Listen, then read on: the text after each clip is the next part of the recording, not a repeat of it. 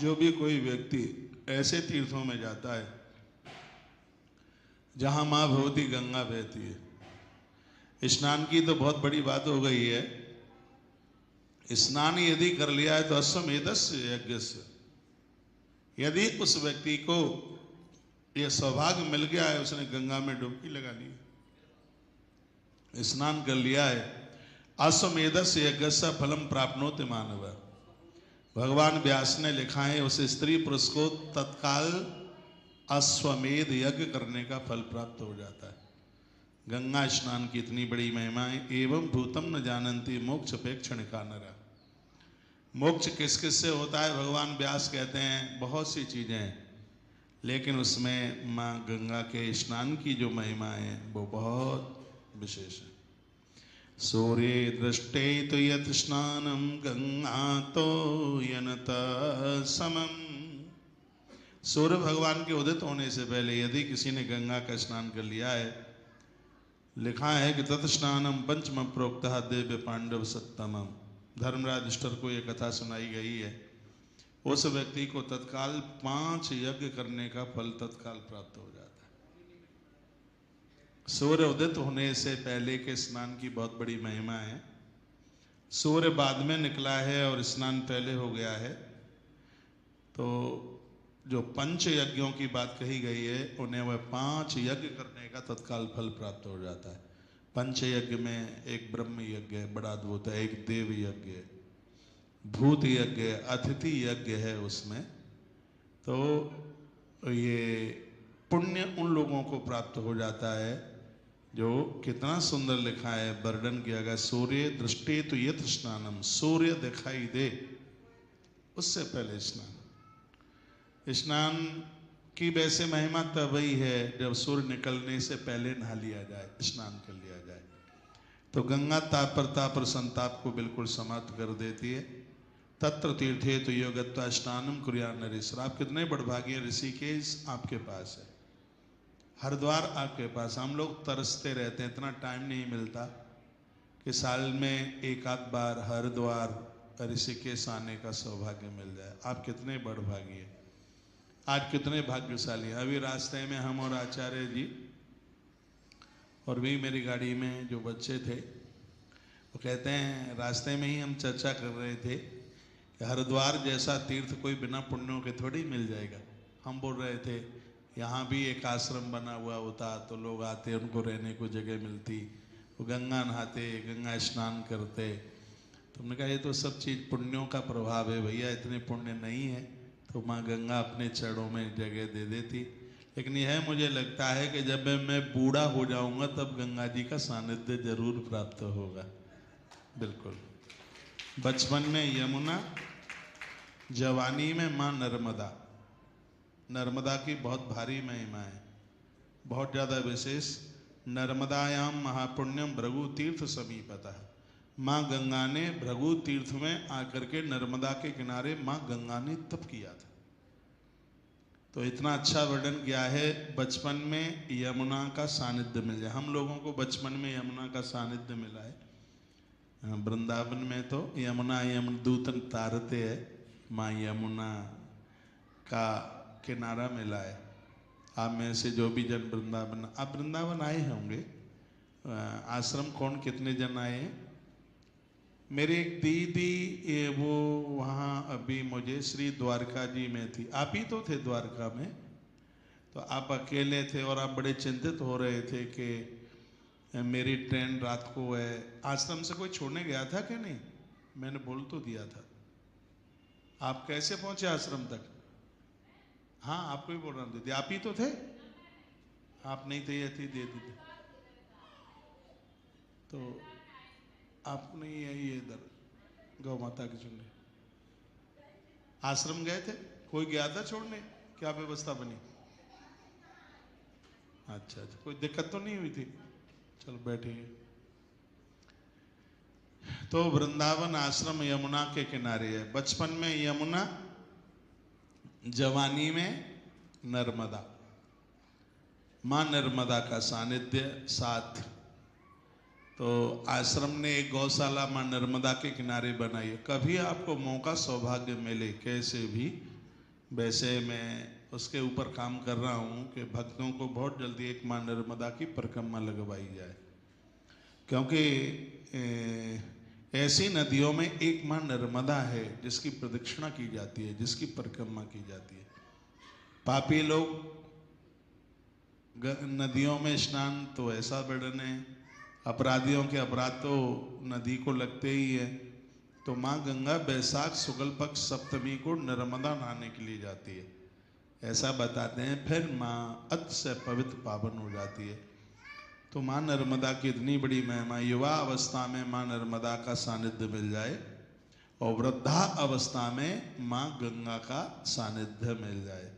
आप भाग्यशाली, 8 दिन में 15 दिन में आप हरिद्वार ऋषिकेश जाया करें। यहाँ तो नहीं गंगा बहती होगी, देहरादून में बहती है। हाँ, ऋषिकेश कितना दूर है? 40। हरिद्वार ज़्यादा होगा कुछ, हाँ 85। हाँ, तो भी मन बनाओगे तो कोई ज़्यादा ऐसा दूर ही नहीं है। तो बड़ी महिमा है। लिखा है तत्र तीर्थे तो योगत्वा स्नानम कुर्या नरेश्वर। आप साल में एक ऐसे तीर्थ में जाते हैं जहाँ माँ भगवती गंगा बहती है। तो वर्णन किया गया अश्वमेधस्य यज्ञ से, तत्काल अश्वमेध यज्ञ करने का फल प्राप्त हो जाता है। इतनी बड़ी महिमा है। ताप प्रताप संताप को समाप्त करने वाली माँ। मैया का आगमन धरती पर कैसे हुआ, ये भी कथा बहुत बड़ी है, बड़ी सुंदर कथा है। एक बाहुक नाम के राजा हुए थे, कोई संतान नहीं थी, उनको 2 पत्नियां थी, 2 थी। एक का नाम था केसनी और दूसरी का नाम था सुमति। यह 2 थी। और भगवत कृपा से हुआ यह है, हाँ, उनको एक बेटा हुआ जिसका नाम था सगर। समुद्र के किनारे इन्होंने तप किया, इसलिए समुद्र का नाम सागर हुआ। सगर को 2 पत्नियां थी, एक का नाम था केसनी और एक का नाम था सुमति। इनका नाम सगर इसलिए पड़ा क्योंकि सगरियते मिलयते, जो जहर में मिला हुआ था। इनकी दूसरी माँ ने इनको जहर दे दिया था, इनकी माँ को जहर दे दिया था। वो इसलिए दे दिया था कि राजा का अब ज़्यादा आकर्षण उस स्त्री के साथ होगा जिसको बच्चा होने वाला है, तो उस बच्चे को मारने के लिए विष दे दिया, जहर दे दिया। धरती पर पाप बहुत हैं, लेकिन किसी के साथ आघात किया जाए ये पाप नहीं, ये पाप का बाप है। ईश्वर की बड़ी कृपा थी, बच्चा मरा नहीं, वो जहर में लिपटा हुआ और उसका जन्म हो गया। और संस्कृत में जहर को गर कहते हैं, जो गर में यानी जहर में मिला हुआ है, इसलिए उसका नाम सगर हुआ। सगर जी का विवाह हुआ, 2 पत्नियां उनको भी हुई। और वर्णन किया है कि उन्होंने एक बहुत बड़ा यज्ञ किया था। यज्ञ, उनको एक पत्नी से एक बेटा हुआ था जिसका नाम था अंशुमान, और दूसरी पत्नी से उनको 60,000 पुत्र हुए थे। सगर को 60,000। जब यह पिता यज्ञ कर रहा था तो हाँ, उनको एक पत्नी से असमंजस का बेटा अंशुमान हुआ था। एक पत्नी से 60,000 बेटे हुए। जब राजा यज्ञ कर रहे थे तो उसमें घोड़ा छोड़ा गया, जगत प्रसिद्ध कथा है। मैं इसलिए कथा आपको सुना रहा हूँ क्योंकि गंगा अवतरण की कथा सुनने से सैकड़ों यज्ञ करने का फल प्राप्त होता है, इसलिए कथा मैं आपके बीच में रख रहा हूँ। गंगा अवतरण की कथा, माई कैसे प्रकट हुई। तो सगर के जो 60,000 जो बेटे थे, वो जो घोड़ा यज्ञ के लिए छोड़ा गया था, उस घोड़े को खोजने के लिए निकल पड़े। घोड़ा इंद्र ने बांध लिया था। इंद्र ने इसलिए बांध लिया था कि ऐसी विशेषता है कि कोई 100 यज्ञ पूरा कर ले तो उसको इंद्रासन मिल जाता है। तो इंद्र को लगा कि यदि सगर राजा का यज्ञ पूरा हो गया तो मेरा इंद्रासन चला जाएगा।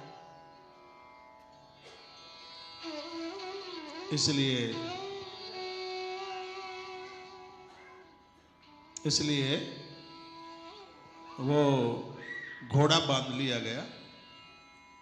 अब सगर के 60,000 पुत्र गए और घोड़ा कपिल मुनि के आश्रम पर बंधा हुआ था। सगर के 60,000 पुत्रों को लगा कि घोड़े की चोरी इस बाबा जी ने करी है। तो बाबा को उन्होंने गाली गुलियां देना शुरू किया। और मैं बहुत बार कहता हूं कि संतों के साथ विवाद नहीं, संतों के साथ तो संवाद होना चाहिए। महात्मा कुपित हो गया, उनकी दिव्य ज्योत के द्वारा सगर के 60,000 बच्चे जल करके राख हो गए। यज्ञ अधूरा पड़ा था, सूचना मिली कैसा हुआ। असमंजस का बेटा हुआ अंशुमान, वो निकले पूर्वजों की खोज में।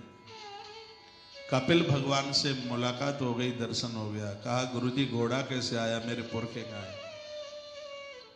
भगवान कपिल ने कहा बेटा तुम्हारे पुरखों ने मुझे गालियां दी थी, वो तो जल के राख हो गए, और ये घोड़ा इंद्र ने मेरे पीछे बांध दिया जाके। अंशुमान रो पड़े। अंशुमान ने कहा गुरुदेव मैं क्या करूं, मेरे पुरखे कैसे जीवित हों?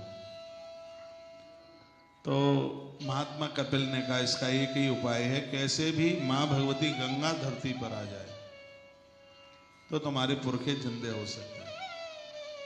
अंशुमान जी ने जीवन भर इस उत्तराखंड में आके तप किया,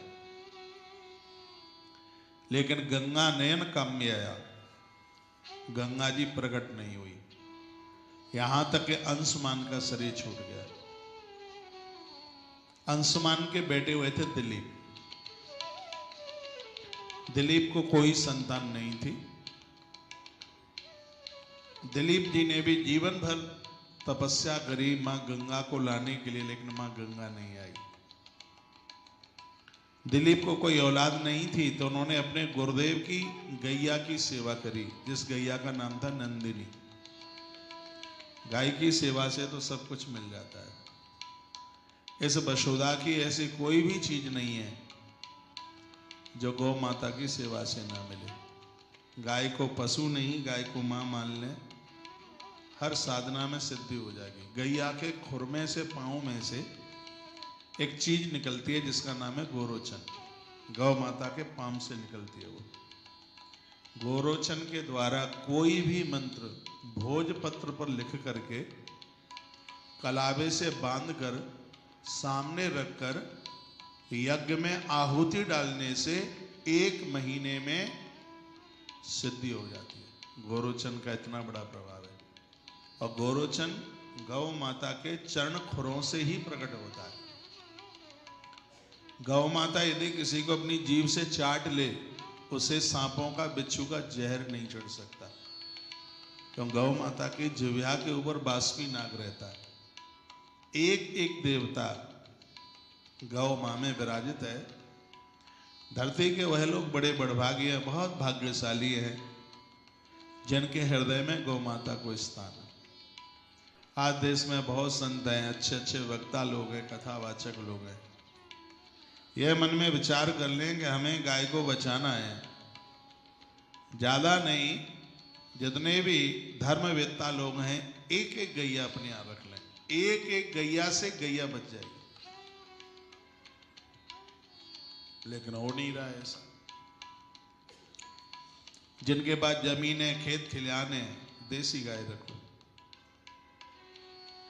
आपके घर की रोटी गौ माता को जाती रहेगी। गैया प्रसन्न होकर के सब कुछ दे देगी। राजा दिलीप को औलाद नहीं थी, 6 महीना नंदिनी गाय की सेवा करी,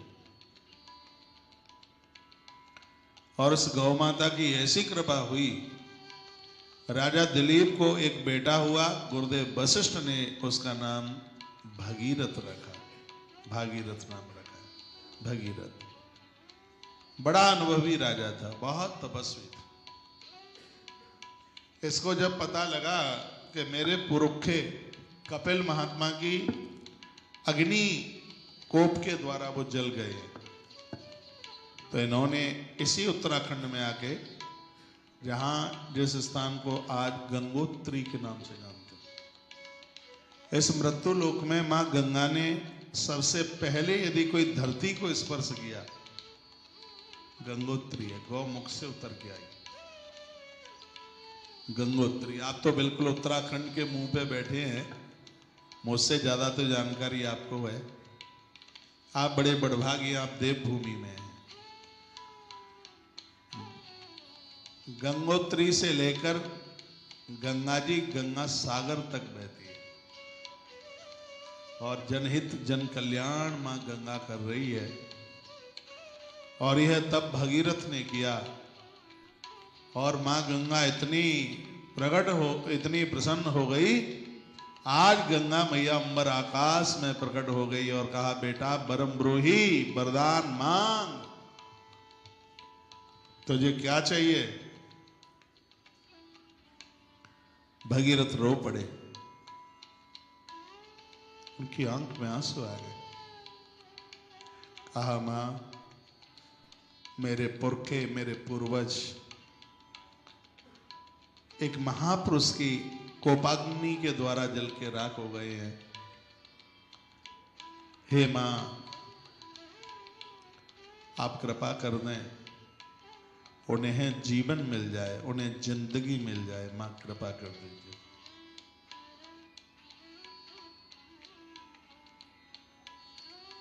मैया ने कहा, बेटा मैं आ तो जाऊंगी,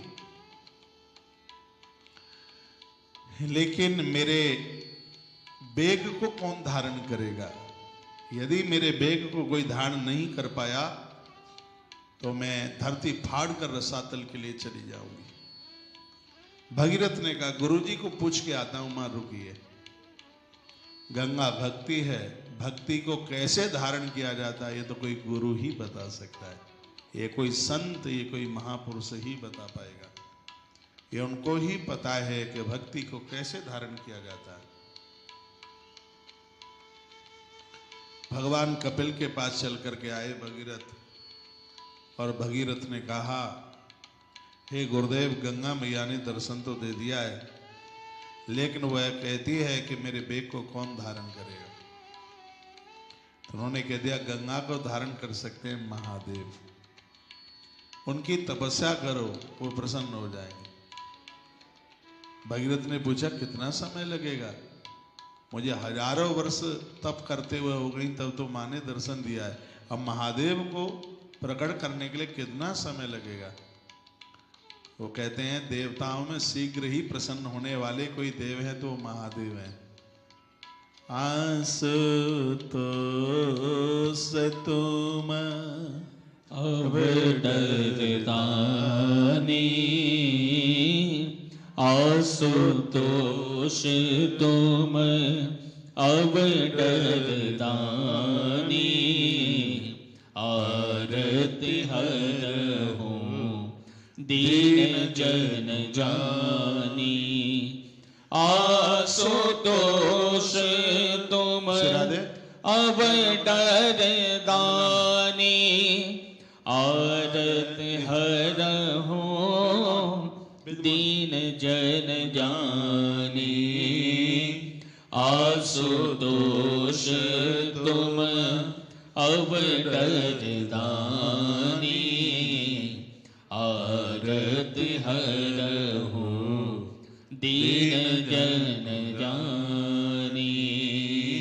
आसुतोष तुम अवडरदानी, आरति हरहु दीन जन जानी। यह चौपाई बोलकर महादेव के ऊपर जल चढ़ाया करो, बेलपत्र चढ़ाया करो, भगवान शिव बड़े प्रसन्न होते हैं। आशुतोष का अर्थ होता है, आंसू माने शीघ्र, तोष माने प्रसन्न हो जाने वाले, जो शीघ्र ही प्रसन्न हो जाते हैं, इसलिए उनका नाम है आशुतोष। तो महात्मा कपिल कहते हैं, बेटा तुम भगवान शिव का ध्यान करो, भगवान शंकर की आराधना करो, और भगवान महादेव प्रसन्न होकर गंगा को धारण कर लेंगे। भगीरथ ने भगवान महादेव को प्रसन्न किया, शिव प्रसन्न हो गए और कहा, पुत्र वरदान मांगो। कहा, आप मां को अपने सिर पर धारण कर लो। आज पहाड़ों के ऊपर खड़े होते हुए भगवान शंकर ने अपनी जटाओं को खोला, ब्रह्मा के कमंडल से गंगा किल किल कलरव की आवाज करते हुए महादेव की जटाओं में आकर के गिरी। नाम हो गया बोले जटा शंकरी महारानी की जय हो। नाम जटा शंकरी हुआ। तब से मां को जटा शंकरी कहने लगे। पहले तो भगवान शिव ने मन बनाया कि ये गंगा गंगाधर के सिर पर ही बनी रहे, और बहुत समय के लिए महादेव उसको जटाओं में ही उसको विचरण करते कह दिया, तू कर विचरण। तब एक दिन भगीरथ ने कहा, बाबा बहुत दिन हो गए गंगा को आए हुए तुम्हारे मस्तिष्क पर, माँ को अब बाहर निकालिए ना। तो शंकर जी ने कहा, बेटा गंगा के द्वारा तो मुझे बड़ी शांति मिली है, इसको तो तू मेरे ही पास रहने दे। भगीरथ ने कहा, अच्छा तुम्हारी शांति के लिए हमारे पुरखे तपस्या करते करते पधरा गए, बाबा कृपा कीजिए, माँ गंगा को बाहर निकालिए। शंकर जी ने कहा, गंगा को अभिमान था कि मेरे बेग को कौन धारण करेगा, इसलिए मैं पूछूंगा उसे तेरा कितना बेग है। भगीरथ ने कहा, वो तुम्हारी आपस की लड़ाई है, बाद में लड़ते रहना, मुझे अपने पूर्वजों को जीवन दान देना है, माँ गंगा को बाहर निकाल दीजिए। तब भगवान भोलेनाथ ने अपनी जटाओं को निचोड़ना शुरू किया, पहाड़ों को चीरती हुई कलरव की आवाज करते हुए माँ भगवती गंगा धारा पर चल कर के आई। धारा को अप्लावित माँ गंगा ने किया। आगे आगे भगीरथ चल रहे थे, पीछे पीछे माँ गंगा आ रही थी। थोड़ा फैसला हो गया था। और कितना अच्छा लग रहा है, हमारे संतों ने कहा भगीरथ बछड़े की तरह दिख रहे थे और गंगा गैया की तरह दिख रही थी। बताया जाता है कि बछड़े को जिधर लेकर के चले गैया उधर चलती है। गाय के गले में कोई रस्सी फंदा ना हो। हम लोग ग्रामीण लोग हैं, गांवों के लोग हैं, तो हमें बड़ा पता होता है। पहले हाट बाजार में से जब गाय खरीद करके लेके आते थे तो गैया को लाना बड़ा मुश्किल होता था। तो फिर क्या करते, एक साइकिल पर एक डलिया टोकरा सा उसमें रखा, उसमें गैया का बच्चा रख लिया, फिर साइकिल लेकर के चल पड़ो। जिधर वो गैया के बच्चे को तुम लेके चलोगे, गाय अपने आप ही उधर उधर चलती है। उसको गाय को बांधने की जरूरत ही नहीं पड़ती। जिधर गैया का बच्चा उधर गैया उधर चलती है।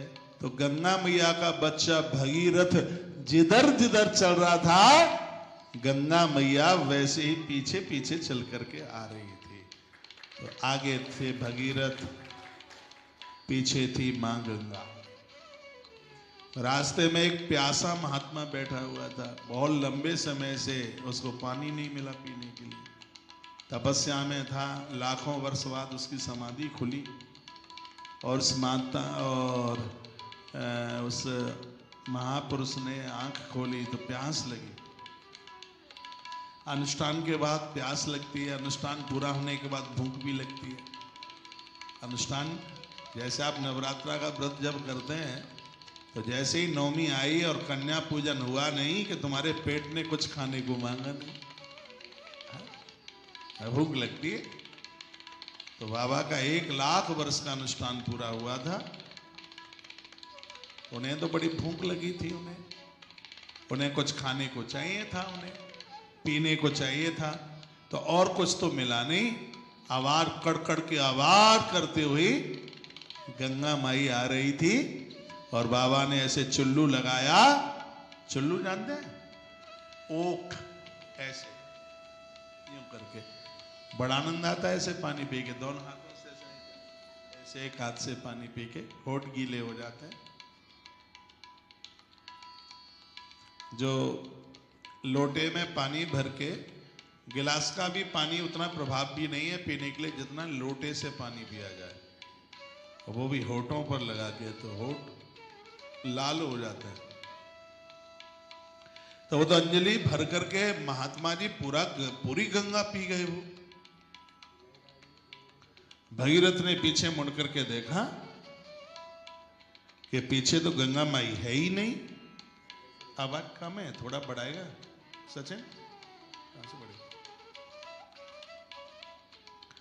तो गंगा मैया को वो ढूंढने लगे, भगीरथ मैया तो मिल नहीं रही थी। तो बाबा जी मिल गए।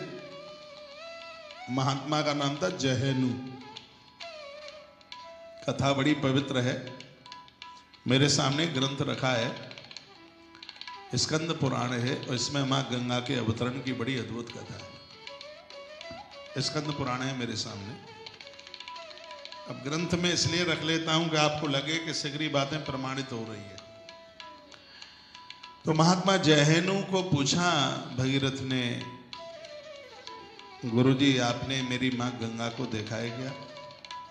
महात्मा ने कहा हाँ, प्यास बहुत जोर से लगी थी, ठंडी ठंडी मुझे वो जलता दिखाई दी और मैंने उस जल को पी लिया। तो भगीरथ ने कहा अच्छा, तुम्हारी प्यास बुझाने के लिए हमारी पीढ़ियों ने तप किया होगा, बाबा हमें हमारी गंगा माई चाहिए। अब साधु ने कहा मैं तो पी गया, अब कैसे दूंगा, कुछ भी करें हमें गंगा चाहिए। महात्मा ने सोचा मुंह से निकालूंगा गंगा को तो बपन हो जाएगा, गंगा पवित्र हो जाएगी। उसी समय महात्मा जयहेनु ने अपनी जंगा फाड़ डाली और जंगा फाड़ कर गंगा जी को बाहर निकाला, इसलिए गंगा जी का नाम हुआ, बोले जहानवी मैया की जय हो। इसलिए उनका नाम जहानवी हुआ। भगीरथ मां गंगा को लेकर के चले। गंगा का रास्ता यही था, उत्तराखंड से ऋषिकेश की तरफ आई, ऋषिकेश से हरिद्वार की तरफ आ गई। इधर यहाँ से ये मुरादाबाद होती हुई गंगा जी विंध्याचल पहाड़ के बगल से निकलती हुई बिहार में माँ ने प्रवेश किया। कलकत्ता से निकलती हुई माँ गंगा और आगे जाकर के जहाँ पर सगर के 60,000 बच्चे भस्म हुए, राख पड़े हुए थे, तो उस स्थान पर 60,000 बच्चों को जीवन दान देती हुई गंगा मैया समुद्र में जाकर के गिर गई।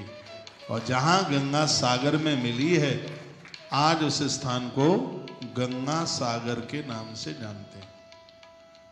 इसलिए हमारे पूर्वज संत कहते हैं कि सारे तीर्थ बार बार, जब तक जिंदे रहोगे तब तक सगरे धरती के तीर्थ करते रहो, उससे जितना पुण्य मिलेगा गंगा सागर एक बार जाने से उतने फल की प्राप्ति हो जाती है। सारे तीर्थ बार बार, गंगा सागर एक बार। गंगा सागर की इतनी बड़ी महिमा। कुछ लोग साल में एक आध बार आपके घर आ जाएं तो आपको गंगा सागर नहाने का फल मिल जाता है। ये अभी मैं पीछे किसी कथा में बोल रहा था। ये 3-4 लोग हैं, इनका आना बहुत ज्यादा शुभ है। यदि ये घर आ जाएं, जिस दिन ये आ जाएं उसी समय समझ लो तुम गंगा सागर नहा के आ गए। कौन कौन है? बताया जाता है कि आपके घर में बहन का बेटा, जिसे भांजा कहते हैं, माताओं के लिए, पुरुषों के लिए बहन का बेटा भांजा, और माताओं के लिए ननद का बेटा, उसको भांजा कहते हैं। यदि आपके घर में ननद का बेटा, भाई लोगों के लिए उसकी बहन का बेटा जिस दिन घर पर आया, तुम्हारे घर से जूठा मुंह करके यानी कुछ खा पी के गया, तत्काल आपको गंगा सागर नहाने का फल मिल गया। ये महिमा है, ब्रह्म पुराण में वर्णन है, मैंने आपको सुनाई है। तालियां तो अब बजाना ही मत ना। दूसरा है बेटी का बेटा, बिटिया का बेटा, जिसको देवता कहते हैं। यह भी जिस दिन घर में आ गया, नाना नानी के घर में बैठ के कुछ खा पी करके चला गया, देखो बेटी का बेटा जो आपका देवता लगता है, इसका आगमन कितना शुभ है। जिस दिन यह आपके घर आया, समझ लो कि आप गंगा सागर नहा करके आ गए हैं। इतना बड़ा है। लोग पता नहीं इन पवित्र रिश्तों को क्यों भूल रहे हैं। एक तीसरा है, जिसे कहते हैं आपका दामाद, आपका जामाता। बेटी बहुत पूज्य है, लेकिन बेटी से भी ज्यादा जामाता पूज्य है, दामाद पूज्य। जिस दिन यह आया आपके घर, इसको कच्ची रोटी मत खिलाया करो, फुलके नहीं, दाल नहीं, बढ़िया मिष्टान पकवान बनाओ, शुद्ध देसी घी की पूड़ी बनाओ, रिफाइंड डालडा की नहीं, मालपुआ बनाओ, खीर बनाओ निपनिया दूध की। दाल भात भी बनाते हो तो भी पूड़ी खीर जरूर बनाइए। खीर पूड़ी ही असली भोजन है, और तो सगरा नकली है। असली तो खीर पूड़ी है भैया। अब मैं तो खाता नहीं हूं, छूट गया है, नहीं तो मुझे खीर पूड़ी बहुत अच्छी लगती। खीर तो मैं एक शेर भर भी एक बार में खा जाऊं तो उस समय कोई बड़ी बात नहीं होती थी। शेर भर का मतलब कितना, 1000 ग्राम होता है, कौन सी बड़ी बात होती थी। खीर पूड़ी, उसमें कहीं संग में मालपुआ और आ जाए, जीभ पे पानी आ रहा है, ज्यादा नहीं बोलूंगा। तो घर में ये पूज्य लोग आते हैं, जामाता पूज्य है, उसको आपने बिठा करके जमाया है, समझ लो सत्य यही है, आप गंगा सागर की यात्रा करके आ गए, आप गंगा सागर ना के आ गए। एक चौथा और है, वो भी बड़ा अद्भुत है, वो है कोई संत, वो है कोई गुरु, और घर में चल करके आ जावे और हमें उनके चरण धोने का सौभाग्य मिल जाए, हमें उन्हें कुछ जिमाने खिलाने पिलाने का मौका मिल जाए। संत जनों का, गुरुजनों का आगमन हमारे घर पर हुआ, हमने उन्हें आरती उतार ली, उनका चरण वंदन प्रणाम कर लिया, और अपनी रसोई का कुछ पदार्थ हमने उन्हें परोस दिया, उन्होंने जीम लिया। सच मानिए हम गंगा सागर नहा करके आ गए। मकर संक्रांति का पर्व हमें प्राप्त हो, यह महिमा है गंगा सागर की। सारे तीर्थ बार बार, गंगा सागर। भक्तों ने बड़े अच्छे अच्छे मैसेज लिखे, आहा, हाँ, जामाताओं से मत लड़ा करो, हाँ, ननद से भी मत लड़ो, इसका आना बड़ा शुभ होता है, बहुत कल्याणकारी है। तो ऐसी अद्भुत कथाओं का जो वर्णन किया गया है बहुत अद्भुत है। 2 पंक्तियां मैं सुनाऊंगा। ये भाई एसी में बैठ के आया है, टिकट के पैसा भी तो वसूल करने हैं। हाँ, मेरी टिकट में भी पैसा लगा है तो वो भी वसूल करना है, इन बच्चों की टिकट में पैसा लगा है, ये भी वसूल करना है। हाँ, प्रकृति से ले रहे हैं तो प्रकृति को देंगे नहीं क्या? तो 2-4 पंक्तियां देखते हैं। माँ गंगा का ही उसमें महात्म्य में महिमा है, और मैं थोड़ा सा मैं आगे बढ़ूं, आगे चलूं। आप जल्दी में तो नहीं है, फ्री होकर के आए, खा पी के आए? अच्छा, तो जाके खा लेना, जीवन भर खाना ही है और क्या है। मैं अभी 1-आध घंटा आपके बीच में हूँ। माइक ऐसा ही है, टेम्परेली है, गला पकड़ रहा है, खींच रहा है, जबरदस्ती से बोल रहा हूँ, लेकिन आदत में इतना है कि बोले बिना मन भरता नहीं है। जैसे आप लोगों को चाय चाहिए, वैसे मुझे प्रवचन चाहिए, मैं प्रवचन के बिना नहीं रह पाता। 34वां महीना आरंभ हो गया है, 33 महीने पूरे हो गए हैं, और भगवान की कृपा से आज भी परमात्मा के चरणों में हाजिरी लग गई है, एक भी दिन कार्यक्रम छूटा नहीं, बिल्कुल नहीं। आइए गुनगुनाए लेते हैं। एक वो भजन आता था, गंगा तेरा पानी अमृत, ऐसा कुछ था। हाँ, पहले हम बहुत छोटे छोटे थे तो रेडियो में आता था वो। हाँ, रेडियो में बजता था वो, आकाशवाणी से बजता था, सुबह ही सुबह आता था। हाँ भाई साहब। मानो तुम गंगा माँ हो, ना मानो तो बहता पानी, मानो तुम गंगा माँ हो, ना मानो तो बहता पानी, जो स्वर्ग ने दी धरती को, स्वर्ग ने दी धरती को, मैं हूँ प्यार की वही निशानी।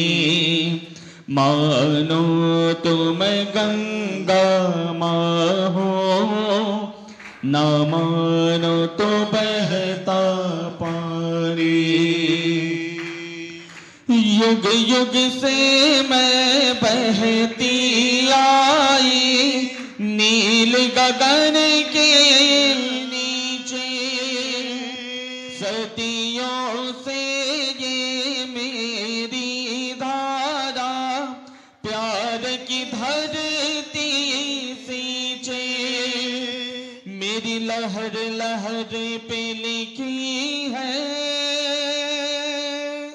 मेरी लहर लहर पे लिखी है, इस देश की अमर कहानी। मानो तुम गंगा माँ हो, ना मानो तो बहता पानी। कोई वजह करे मेरे जल से, कोई मूरत को नहलाए। कोई वजह करे मेरे जल से, कोई मूरत को नहलाए। कहीं मोची कर चमड़े धोए, कहीं पंडित प्यास बुझाए। कहीं मोची चमड़े धोए, कहीं पंडित प्यास बुझाए। ये जात धर्म के झगड़े, ये जात धर्म के झगड़े, इंसान की है नादानी। मानो तुम गंगा माँ हो, ना मानो तो बहता पानी। गौतम अशोक अकबर ने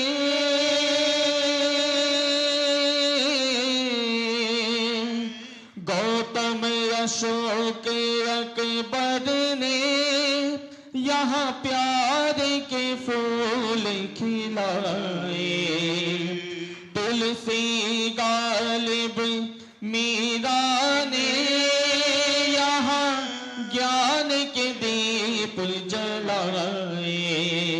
मानो तुम गंगा माँ हो, ना मानो तो बहता पानी।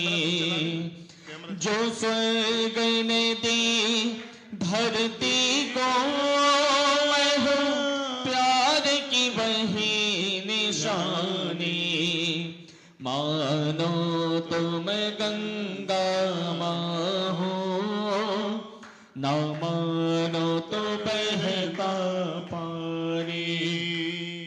मानो तुम गंगा माँ हो, ना मानो तो बहता पानी। जो स्वर्ग ने दी धरती को, जो स्वर्ग ने दी धरती को, मैं हूँ प्यार की वही निशानी। मानो तुम गंगा माँ हो, ना मानो तो बहता पानी। मानो तुम गंगा माँ हो, ना मानो तो बहता पानी। कोई वजह करे मेरे जल से, कोई मूरत को नहलाए। कोई वजह करे मेरे जल से, कोई मूरत को नहलाए। कहीं मोची चमड़े धोए।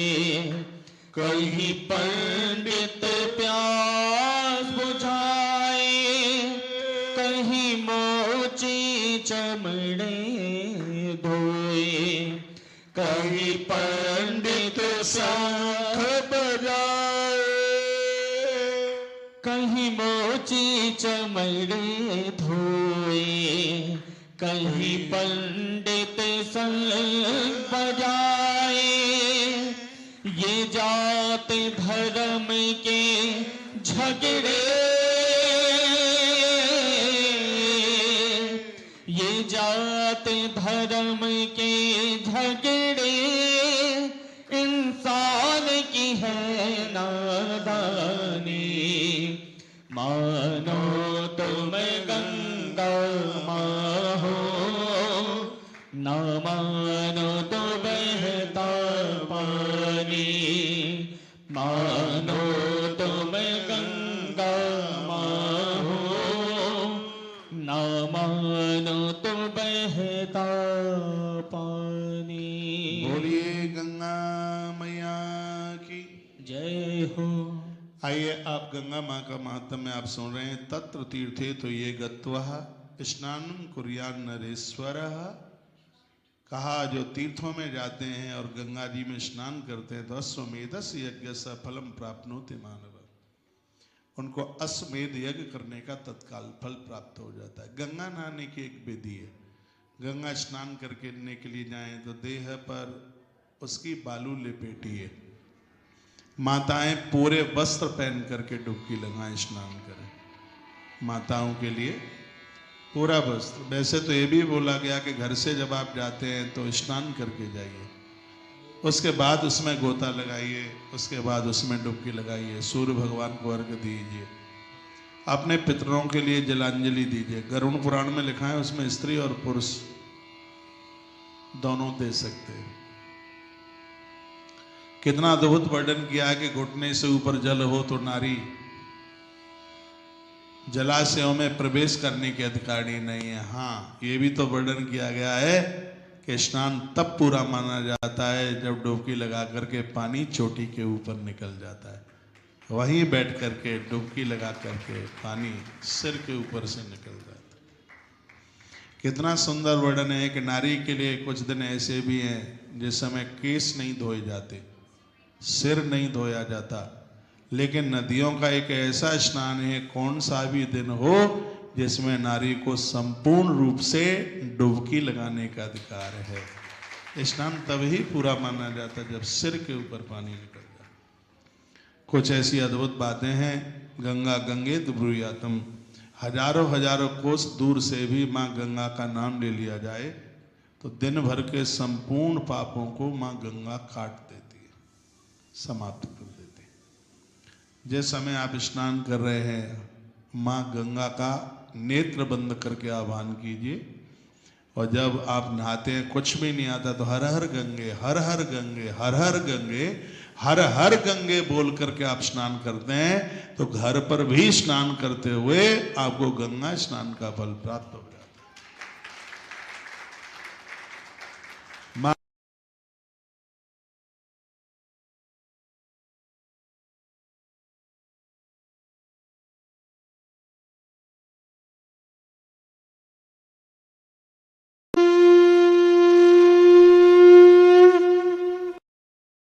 से शादी मत करो उसकी।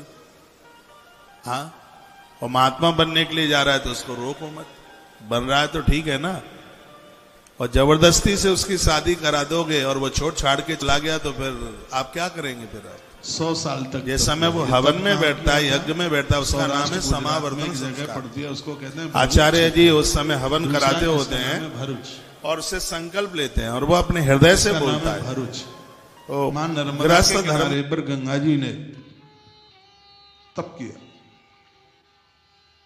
100 वर्ष तक तपस्या करी। भगवान विष्णु अति प्रसन्न हो गए,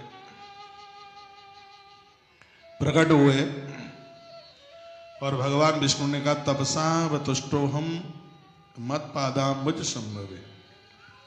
हे देवी, हम तुम्हारे ऊपर अति प्रसन्न हैं, तुमने हमारा तप किया है। लाइट चली गई है क्या? आ गई? आवाज जा रही है हमारी? तो इसमें मैसेज लेके आया इसलिए बोल दिया। हाँ।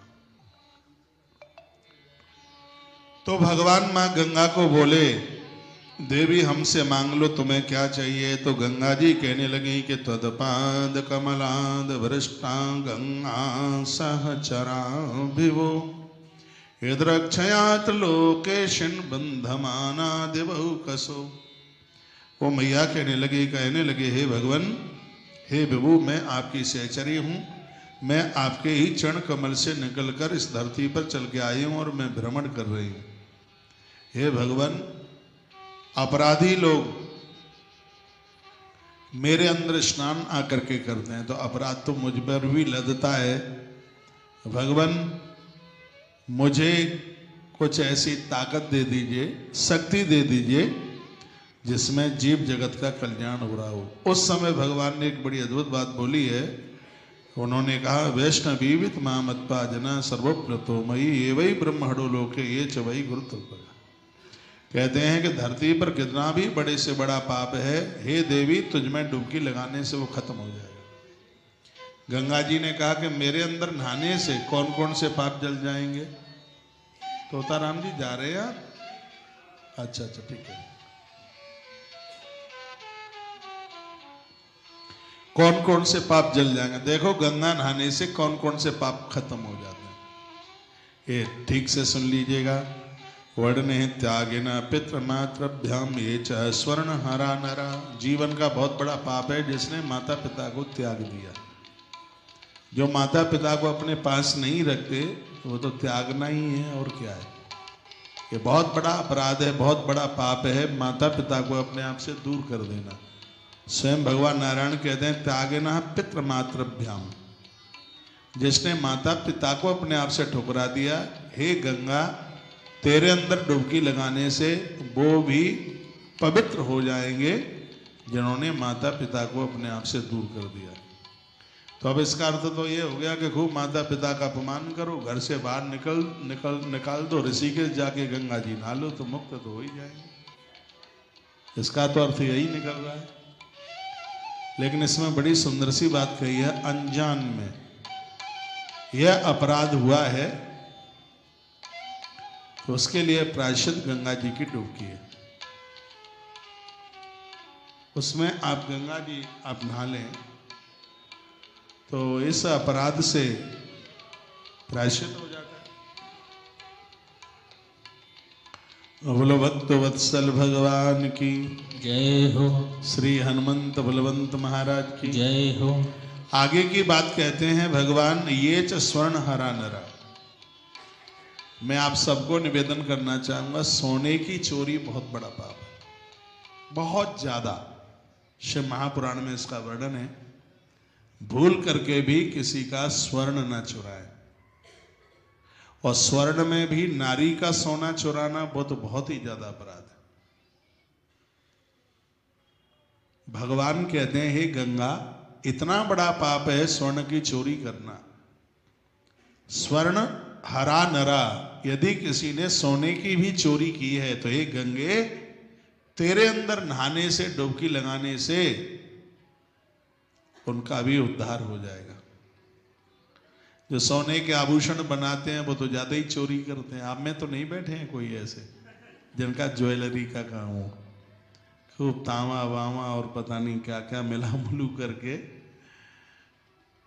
आपका व्यापार है, आपका काम है, तो आपने उसमें कितनी मिलावट की है तो उसके लिए भी शायद कोई नियम बताया होगा कि इतने से ज्यादा नहीं कर सकते। सोने का पैसा लेकर के और तांवा तौल करके दे दें तो अपराध तो है ही।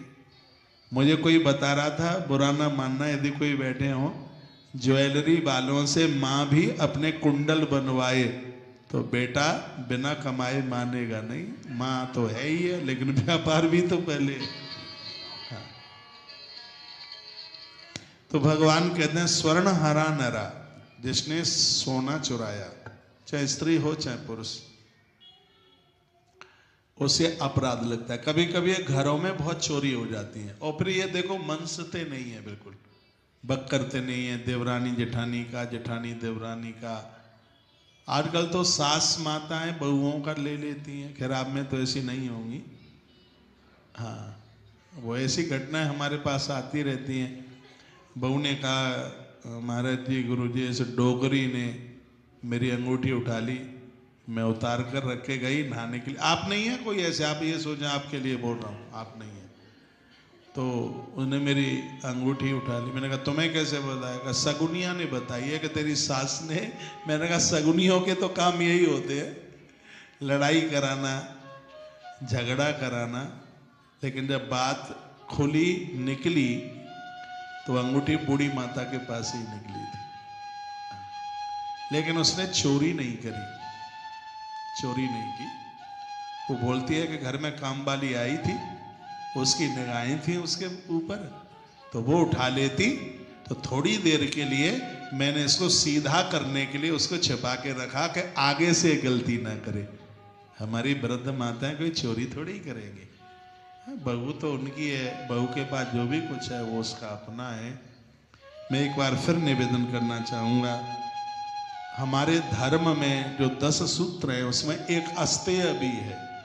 अस्तेय का अर्थ है चोरी ना करना। अस्तेय में संस्कृत का शब्द अस्तेय, चोरी ना करना।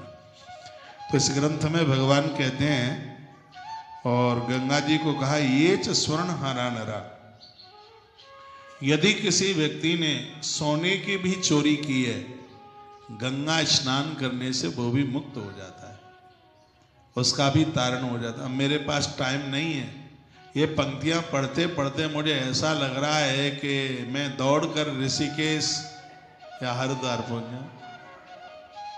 ये पंक्तियां पढ़ते पढ़ते इतना उछाल हो रहा है। मैं आपको किसी भी चीज का महात्म्य बताता हूं तो तब से सबसे पहले तो मुझे लगता है कि ये मैं क्यों ना कर डालूं सबसे पहले।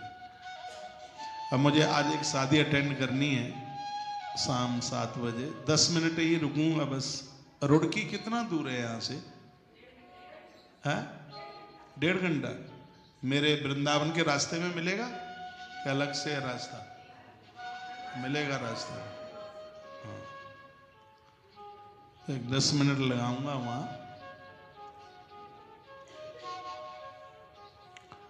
और मेरा आज यहां पर आना भी रुड़की की वजह से ही हुआ है, क्योंकि मुझे नियम भी पूरा करना था हर रोज की कथा का।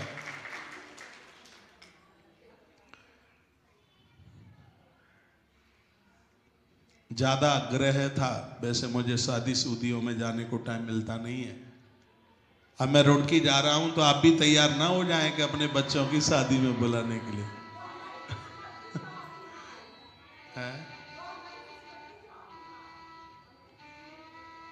मन बहुत होता है, लेकिन क्या बताऊं, ऐसा जीवन जी रहे हैं जिसमें स्वयं के लिए स्वतंत्रता नहीं है बिल्कुल। जीवन जीने में आनंद बहुत आ रहा है, बहुत खुश हूं, बहुत प्रसन्न हूं। सुबह से लेकर के रात्रि तक पूरी दिनचर्या भगवान के साथ जुड़ गई है। वैसे हम आपके बच्चों की शादी में आ जाएं तो आपको अच्छा तो लगेगा, हैं? खुश तो होंगे आप।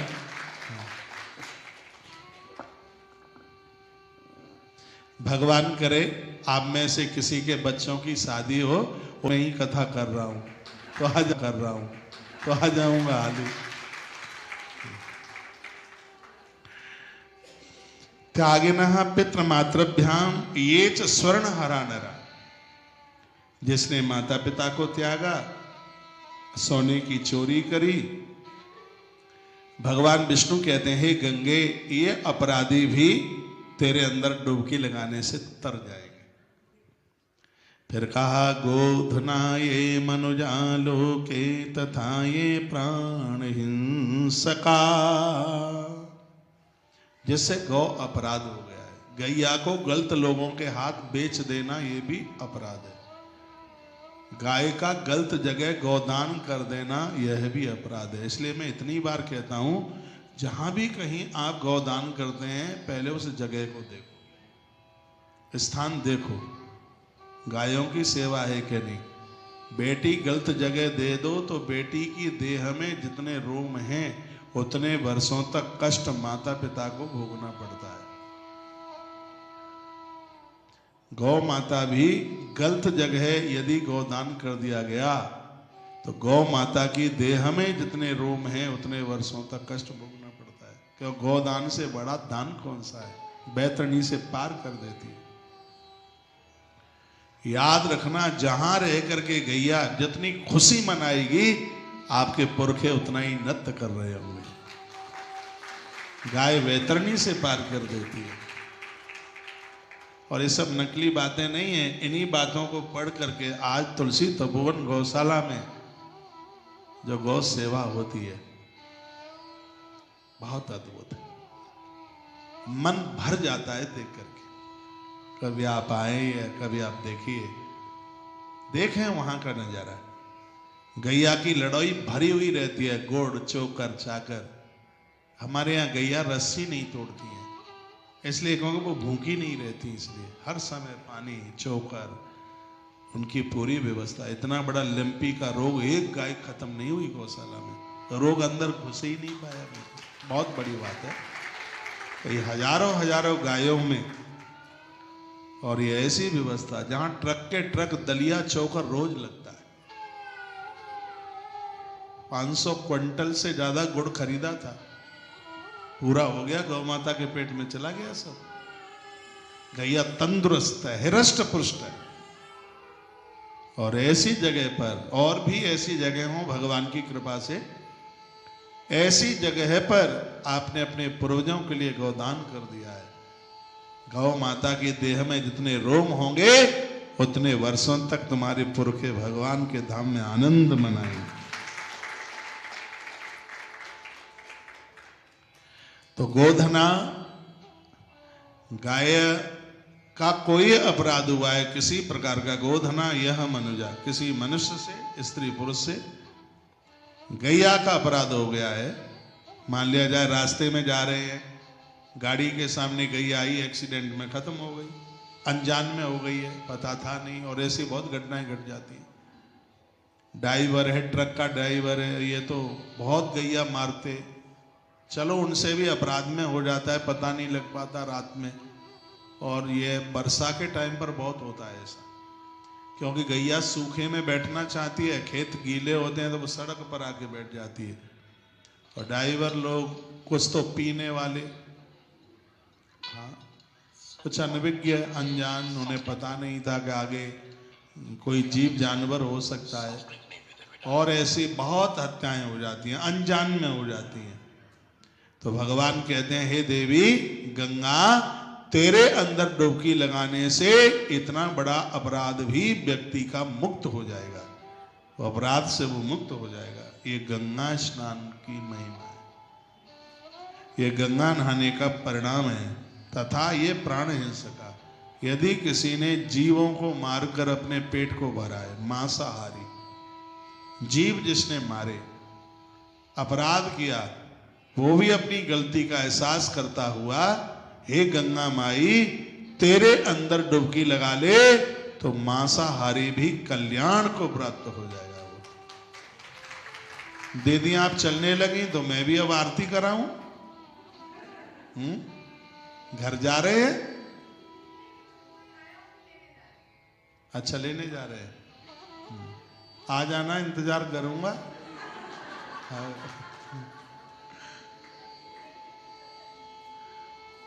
बोलो गंगा भैया की जय हो, बोलो दाऊ के भैया की जय हो। जय जय श्री राधे श्री राधे श्री राधे श्याम। अगले शब्दों में भगवान विष्णु कह रहे हैं गंगा को, कहते हैं तथा ये प्राण हिंसका, जिससे किसी जीव जानवरों की मृत्यु हो गई है, गंगा तू उनका उद्धार कर देगी। और अगम्या गामिनो ये चय भक्ष साच भक्षका, ऐसी स्त्री, चाहे गलती से, ऐसा पुरुष चाहे गलती से पराई नारी को पुरुष ने और पराई नारी ने पराए पुरुष को स्वीकार किया। ये बहुत बड़ा अपराध है, पाप तो है ही, बहुत बड़ा पाप है। इतना बड़ा अपराध होने पर भी ऐसे भ्रष्ट स्त्री पुरुष को मां गंगा मुक्त कर देती है, ऐसा भगवान विष्णु बोले। भगवान विष्णु वरदान दे रहे हैं। ऐसे लोग भी जिनसे यह त्रुटि, जिनसे यह गलती हुई है, पराई स्त्री का संग या पराये पुरुष का संग, उन्होंने अपनी गलती को प्रायश्चित किया। अहंकार से मन खराब हो जाता है, अभिमान से, व्यभिचार से बुद्धि खराब हो जाती है। उसी प्रकार से बताया गया, प्रायश्चित से पाप खत्म हो जाते हैं। किसी भी गलती का प्रायश्चित हो जाए तो उससे अपराध समाप्त हो जाते हैं। भगवान कहते हैं अगम्यागामिनो योचः, कोई स्त्री पुरुष, पराई नारी पराया पुरुष दोनों से अपराध हुए हैं तो हे गंगे, तेरे अंदर वो भी डुबकी लगाएंगे तो उनके भी पाप जल करके भस्म हो जाएंगे, खत्म हो जाएंगे। यह तेरे लिए वरदान है। झूठ बोलने वाले लोग, मिथ्यावादी, मैंने बहुत बार कहा है, सबसे बड़ा धर्म है सत्य का अनुसरण करना। लेकिन जो झूठ बोलते हैं, झूठ गवाही दी, किसी के साथ विश्वासघात किया, देव द्रव्य का अपहरण किया, हे गंगे, तेरे अंदर वो भी डुबकी लगाएंगे तो उनका भी तू कल्याण कर देगी, वो भी कल्याण को प्राप्त हो जाएंगे। देव ब्रह्म गुरु स्त्रीणाम ये च निंदा करा नर। यदि कोई स्त्री साधु बन गई है, सन्यासिनी बन गई है, और ऐसी स्त्री के साथ यदि किसी ने कुकर्म कर दिया, कुनबा खत्म हो जाएगा, कुछ बचेगा ही नहीं। इतना बड़ा अपराध है। कोई साधु ही है, महात्मा है, संत कहते हैं जिसे, और उस नारी के साथ, उस स्त्री के साथ यदि किसी के द्वारा व्यभिचार हो गया, भगवान विष्णु कहते हैं हे गंगे, बहुत बड़ा अपराध है।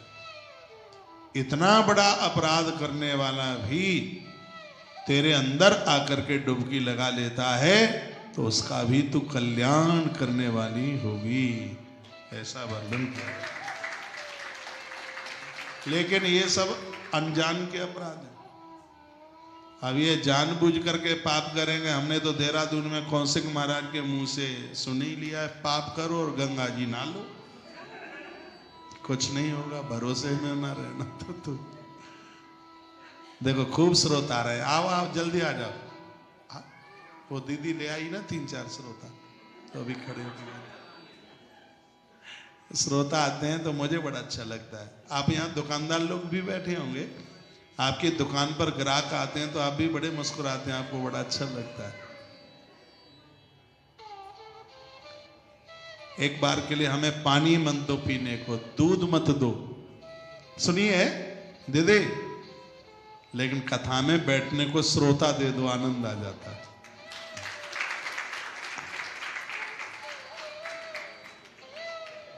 जी जी ठीक हो? इलायची वाला केला लेके आए। आज जितने भी भाई बहन की शादी की तिथि तारीख है, जन्मदिन है, मेरे पवित्र स्थान से आप सबको बहुत बहुत मंगल में शुभकामनाएं। अभी आज दूसरा मोबाइल है मेरे पास में, इसमें दूसरी राइटिंग में अक्षर लिखे हैं, मुझे समझ में आ नहीं रहा है। चलो, जय श्री राधे। अलका बहन, आपके जन्मदिन की बहुत बहुत शुभकामनाएं। आप भी आशीर्वाद देना सबको। आजकल रात्रि को धर्म यात्रा कार्यक्रम बहुत बढ़िया चल रहा है। आज तो मैं रात को सफर में आऊँगा, नहीं हो पाएगा, लेकिन कल परसों का चलेगा, सुन लेना। सुबह की मंगलवाणी आश्रम में जाके शुरू कर देंगे, तब तक तो पहुंच ही जाएंगे।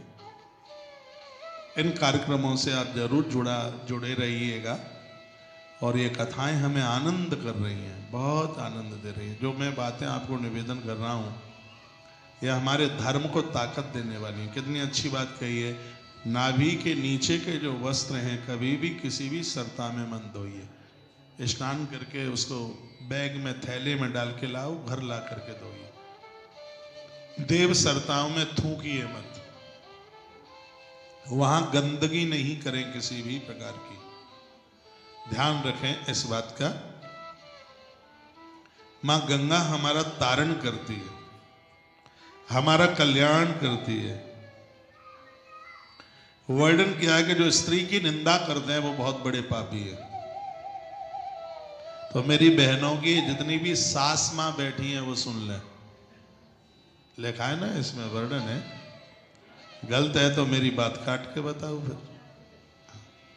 इसमें लिखा है जो स्त्री की का स्त्री नाम ये च निंद कराना, जो नारी की निंदा करते हैं, बहनें भी सुन लो, अपनी सास मां की तुम भी निंदा करोगे तो खैर नहीं है भगवान के यहाँ तुम्हारी। ये पुरुष लोग तुम भी सुन लो, तुम अपने घरवाली की निंदा करते हो तो खैर तुम्हारी भी नहीं है। हाँ, इसमें स्पष्ट भगवान वर्णन करते हैं, स्त्री नाम ये च निंदा कराना, जो नारी की निंदा करते हैं। अरे मेरे पास आके करते हैं, सांस नहीं लेते, कॉफी नहीं मांगते, जब बहू की बुराई करने को डोकरी बैठ जाए तो